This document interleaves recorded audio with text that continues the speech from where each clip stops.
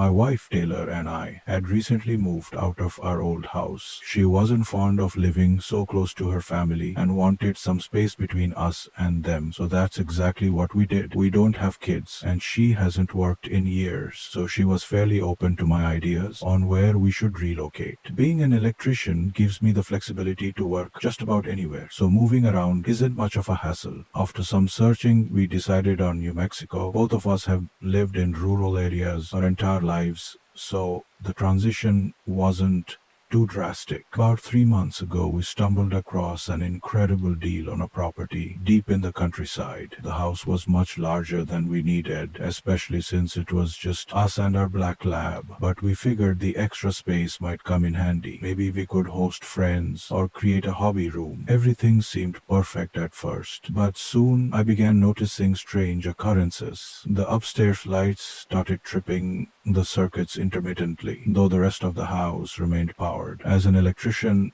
I knew this should have been an easy fix, just a matter of redistributing the load on the breaker, which I assumed was in the basement. Feeling confident, I headed downstairs, but I hadn't spent much time in the basement since we moved in. It had been cluttered with old furniture and junk when we toured the house, and honestly, I hadn't given it a second thought. The basement wasn't inviting. Dim lighting barely illuminated the chaos of random chairs, boxes, and forgotten knickknacks. This door wasn't ordinary. It was massive, industrial gray, and unnervingly out of place. It looked like something you'd find in a high-security vault.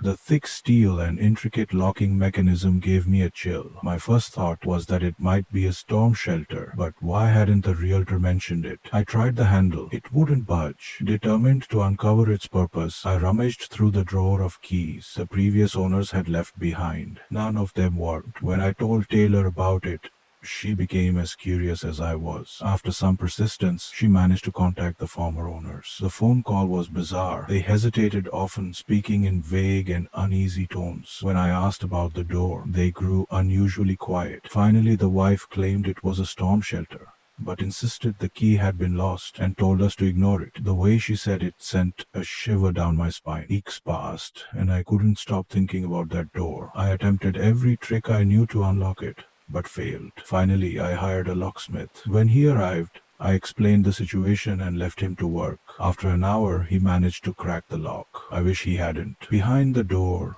was a room straight out of a nightmare. The walls were covered in faded black and white photographs, each adorned with bizarre, unfamiliar symbols. A single chair sat in the middle of the room, facing the wall, as if someone had spent hours, maybe days, staring at nothing. In the corner, a cot with crumpled blankets gave off a stale, sickly odor. But the worst part was the trash. Empty chip bags, crushed water bottles, and other signs of recent habitation. Someone had been living down there. My stomach twisted as I realized how long this intruder could have been lurking beneath our feet. The discovery rattled me to my core. I immediately barricaded the cellar door with heavy furniture and secured it with a chain and padlock. That night, as Taylor and I tried to sleep, a loud bang echoed through the house. Lola barked ferociously, and we froze. The banging stopped, replaced by the sound of rocks tapping against our bedroom window. Gripping a baseball bat, I yanked the curtains aside, but I saw nothing. Minutes later, the sound of shattering glass sent me sprinting downstairs. Two figures darted away from our shattered kitchen window. Furious and terrified, I called the police. They searched the house and property, but found no one. Their theory was that whoever had been living in the basement was angry about being locked out and wanted to intimidate us. But when I asked them why they had been living in the basement, they said they saw no harm. The following night was eerily silent, but I couldn't shake the feeling of being watched. Taylor hasn't been the same since. She flinches at every sound, and I can't blame her. The police are investigating, but without answers from the previous owners, I'm left in the dark. I don't know who they were or what they wanted, but the memory of that shrine-like room keeps me up at night. If they come back, I'll be ready, but I pray it doesn't come to that.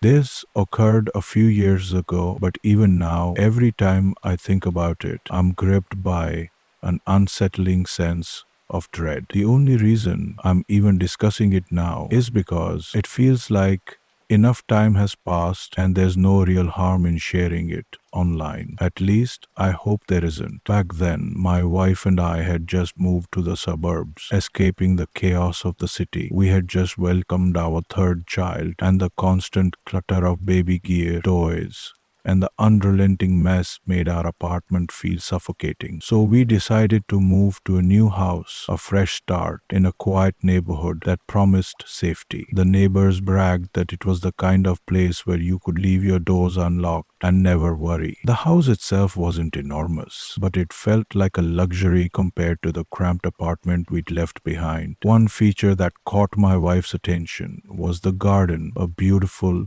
slightly wild stretch of land that seemed to carry a haunting charm. Among the greenery were scattered statues, worn and ancient looking, some of which could have come straight out of a Gothic novel. They seemed eerie, unsettling, yet strangely captivating. My wife insisted it added character to our backyard. I didn't see the appeal, but let her be. Honestly, I was just relieved not to have to do any extra work. A few days after moving in, I was gazing out the window, surveying the yard, when I noticed something odd. One of the statues, an angel, I think, had turned to face away from the house. The next morning, I looked again. This time, another statue had shifted, facing away from the house, too. A cold shiver ran down my spine.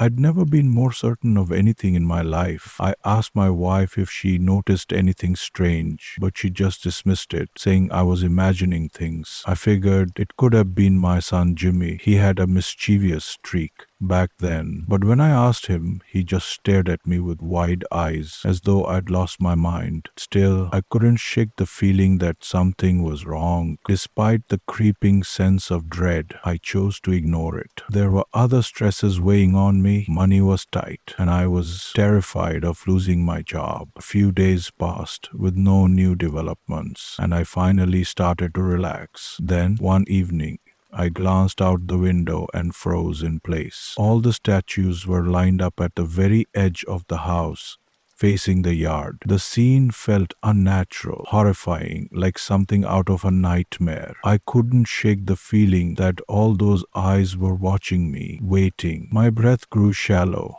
and for the first time I truly wondered if the place was cursed. I ventured outside, telling myself to gather some courage. I checked the yard nervously, ensuring no one was lurking in the shadows before stepping out. As I reached the statues, I realized something chilling. They were impossibly heavy. There was no way one person could have moved them. I tried to budge one, but it was immovable. My wife joined me outside, her face pale and stricken with fear. She suggested maybe it was some neighborhood prank, but that explanation didn't make sense. Everyone we met seemed perfectly normal, and no one would do this, especially not to a family with young children. It felt like something more sinister. We decided to call the police. The officers arrived and, as expected, couldn't help much. They suggested installing security cameras, but we couldn't afford them. I told them we'd look into it, but I was hesitant to take that step. The police left, and while I felt some relief, my wife remained shaken to the core. We did everything we could to protect our kids from the situation, hoping they wouldn't be scared. Days passed without incident, and I convinced myself that the worst was behind us. I was wrong. By weekend morning, I stepped outside with my kids to play in the yard. That's when I saw it. Big, black letters had been spray painted on the back wall of our house. Go away. My heart raced. Without thinking, I shoved my kids inside and instructed my wife to keep them inside. Something in me snapped. I ran through the garden, cursing, screaming threats at whoever had defiled our home. I was ready to confront them, but the yard was empty. No one was there. Yet the police came once more, but without any evidence. They were helpless. That night, as I was in the kitchen, my wife screamed from the living room. I ran to her, and she pointed outside, her voice shaking. I looked and froze. 5 figures stood motionless in our backyard, each wearing white face coverings. They moved in an unnatural, jerky way, almost like puppets on strings. We stood frozen, too terrified to act. It was like a scene from a twisted nightmare. I snapped out of my trance, grabbed the biggest kitchen knife I could find, and screamed at my wife to call the police. I bolted out the back door, knife in hand, charging toward them. But as I closed the distance, I realized the gravity of my mistake. There were 5 of them. I was alone.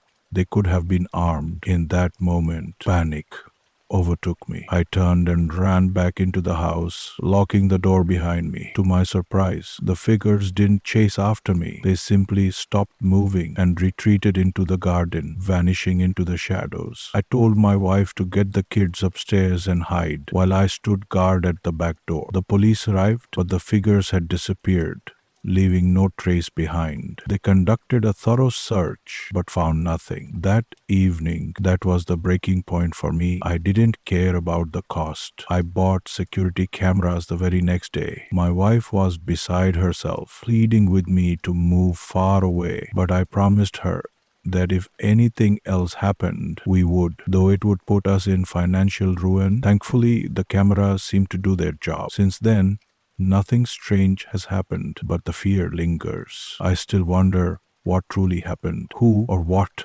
was behind it all. And every time I step into that backyard, I can't shake the eerie sensation that something or someone is still watching.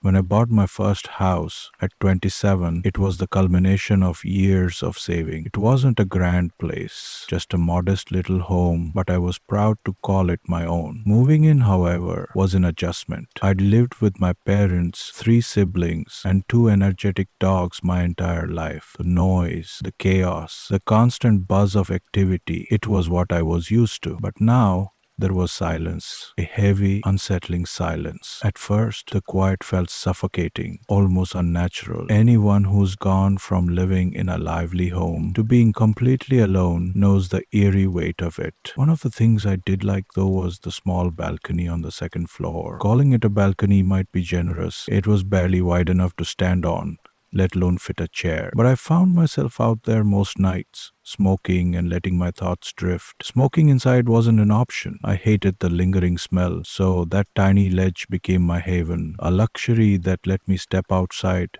without leaving the comfort of my home. The layout of the neighborhood was pretty standard. Houses lined up neatly, side by side, and each property had a tall, imposing 10-foot fence marking the boundaries. From my little balcony, I had a clear view into the backyard of the house, directly behind mine. It wasn't much different from the others on the block, except for one thing. I'd met almost all my neighbors within the first few weeks of moving in, all but one. The house behind mine felt off. I never saw anyone outside, no waves or casual nods. No activity at all. The lawn was an overgrown jungle, the grass so long it looked like it hadn't been cut in years. The windows were perpetually closed, the blinds drawn tight. If it weren't for the occasional flicker of a bedroom light at night, I'd have thought the place was abandoned. Curiosity got the better of me one Saturday. I decided to introduce myself, hoping to put a face to the mystery. But as I walked around the block to the front of the house, I was struck by how dilapidated it looked. Paint peeled in uneven strips, weeds choked the cracked walkway, and the entire facade seemed to sag under the weight of neglect. The doorbell was broken, so I knocked loudly. Nothing. Just as I was about to leave, I caught a flicker of movement, a shadow shifting behind the curtain of the front window. Before I could knock again, the door flew open with such force that it slammed into the wall behind it. I stumbled back,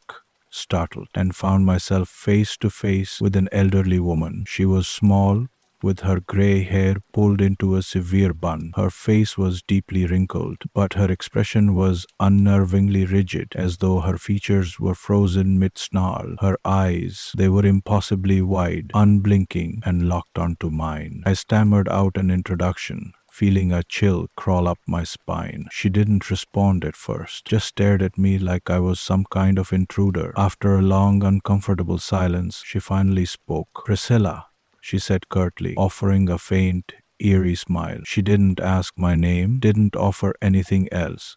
Just stood there, her gaze piercing through me. She said she rigged up her bond. That night, as I stepped out onto my balcony to unwind, I glanced into her yard, and there she was, Priscilla, standing perfectly still in the center of her overgrown lawn, staring straight up at me. My breath caught in my throat. She didn't move, didn't wave, didn't call out, just stared. My skin prickled with unease. I quickly went back inside, trying to convince myself she was just a harmless, lonely old woman. But deep down, I knew something was wrong. Over the following nights, her behavior escalated. I'd catch glimpses of her moving from window to window, always watching me. Her eyes followed me like a predator stalking its prey. One night, I peeked through my curtains long after I'd gone inside, and she was still there, standing motionless in her yard, her face turned toward my house. My dad tried to reassure me when I told him, suggesting she might have dementia or just be lonely, but the unease lingered. Then, one morning, I found a single woman's sock in my backyard. It wasn't mine. I knew what it meant. She'd been on my property. That night, I lay awake,